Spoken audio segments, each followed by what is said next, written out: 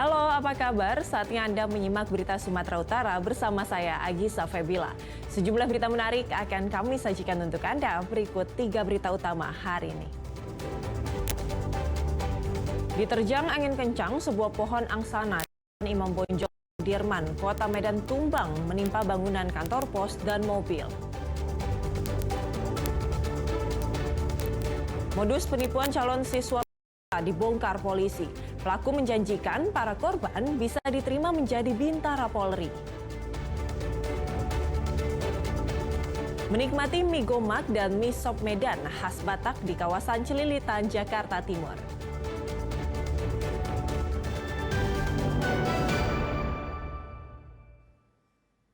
Sebuah pohon angsana di area Jalan Imam Bonjol, Sudirman, Medan Polonia, Kota Medan, Selasa siang tumbang menimpa bangunan kantor pos dan mobil. Beruntung tumbangnya pohon yang diperkirakan berusia puluhan tahun itu tidak menimbulkan korban jiwa.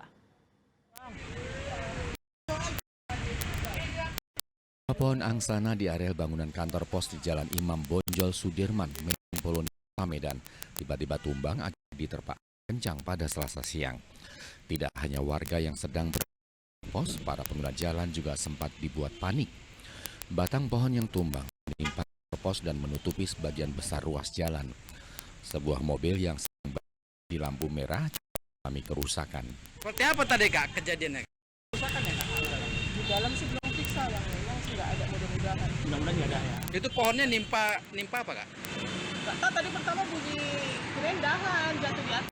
Nah, terus? Tengok sekeliling, tiba-tiba jatuh sak pohon-pohonnya. Oh, nimpa kantor pos ini Kak ya? Iya. Betul. Dengar suara gerobak gitu ya? Iya. Nyangkanya apa tadi, Bung? Lantaran angin itu kurang.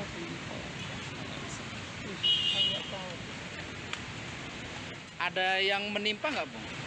Yang ditimpa pohon tumbang ini?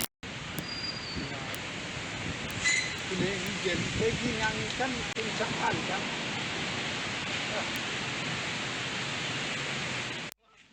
Sejumlah petugas Dinas Kebersihan dan Pertamanan Kota Medan yang tiba di lokasi langsung melakukan pembersihan dan pemotongan batang pohon tersebut. Untuk menghindari kecelakaan, petugas Satlantas Polrestabes Medan untuk sementara waktu mengalihkan arus kendaraan di ruas Jalan Imam Bonjol, Sudirman selama pembersihan berlangsung. Tuti Alawiyah Lubis melaporkan dari Medan. Aparat Polda Sumut membongkar modus penipuan calon siswa Bintara Polri dengan tersangka, seorang pensiunan polisi berpangkat Aibda. Tersangka mengoperasikan bimbingan belajar calon siswa Bintara Polri dan menjanjikan para korban bisa lulus dalam penerimaan Bintara Polri. Inilah kantor bimbingan belajar maju bersama. Di tempat ini, tersangka Ferry Marbun beserta istri dan seorang kerabatnya diduga memperdaya para korbannya. Tersangka Ferry membuka program bimbingan belajar calon siswa Bintara Polisi selama 6 bulan, di mana setiap bulannya para korban dikenai biaya sebesar 5 hingga 6 juta rupiah. Tersangka Ferry bahkan berani memberi jaminan kepada para korban bakal lolos sebagai Bintara Polisi dengan bayaran bervariasi antara 170 hingga 350 juta per orang di luar biaya bimbingan belajar. Bimbingan belajar khusus calon siswa Bintara Polri ini telah berjalan selama 9 tahun atau sebelum tersangka Ferry pensiun dari kepolisian pada 1 Mei 2023 lalu.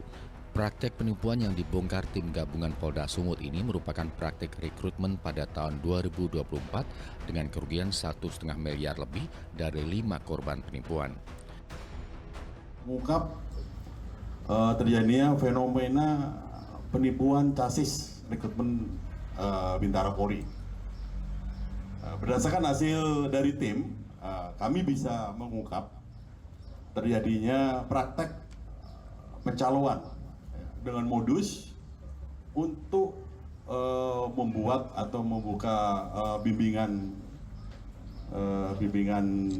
latihan bimbel untuk persiapan dari casis dengan dilakukan tipu daya, iming-iming agar para peserta tersebut dapat masuk dengan jalur khusus. Polda Sumut memperkirakan masih ada korban lainnya yang belum melaporkan kasus ini. Mendapatkan keuntungan dengan cara melakukan penipuan masuk anggota Polri. Sedangkan modusnya, ya kami sampaikan di sini, ya tersangka menjanjikan bisa membantu masuk anggota Polri jika para peserta sebelumnya wajib menjadi peserta bimbel di bimbel maju bersama milik tersangka. Dalam praktiknya, Ferry Marbun melibatkan istrinya Rita Herlina Butar-Butar, serta kerabatnya Susilawati Siregar sebagai pengelola dan tenaga administrasi bimbingan belajar tersebut. Mereka juga mempekerjakan beberapa pelatih selama program berlangsung. Polisi menyita barang bukti berupa kwitansi, buku rekening, tangkapan layar percakapan dengan para korban. Aparat juga memeriksa sedikitnya 3 orang saksi korban yang menyetor uang namun gagal lolos sebagai polisi. Polda Sumut menepis adanya aliran dana penipuan yang mengalir kepada para pejabat. Tuti Alawiyah Lubis melaporkan dari Medan. Duel maut antar teman kerja terjadi di area kebun PT Abdi Budi Mulya, Teluk Panji, Kampung Rakyat, Labuhan Batu Selatan. Salah seorang pelaku akhirnya tewas akibat luka senjata tajam. Rekaman video memperlihatkan Febri Nduru dalam kondisi luka parah sebelum akhirnya tewas. Korban tewas karena luka senjata tajam oleh temannya sendiri akibat pertengkaran di bawah pengaruh minuman beralkohol. Pelaku penikaman tak lain adalah Fatmati Gulo, berusia 40 tahun, teman satu kompleks dalam satu perusahaan perkebunan. Perkelahian keduanya dipicu cekcok kecil ketika tersangka dianggap ikut campur permasalahan antara korban dengan seorang lainnya yang kini berstatus sebagai saksi. Karena dalam pengaruh alkohol, keributan kecil itu kemudian membesar saat tersangka terdorong ke parit. Merasa terdesak, tersangka mengambil pisau dan menikam korban. Pelaku juga menyerang 4 orang lainnya dengan membabi buta sehingga membutuhkan perawatan medis. Karena tersangka merasa ada persoalan dengan Telumbanua dimaksud yang juga berada di belakang, maka dengan spontan, dengan keadaan mabuk, dia mengambil pisau,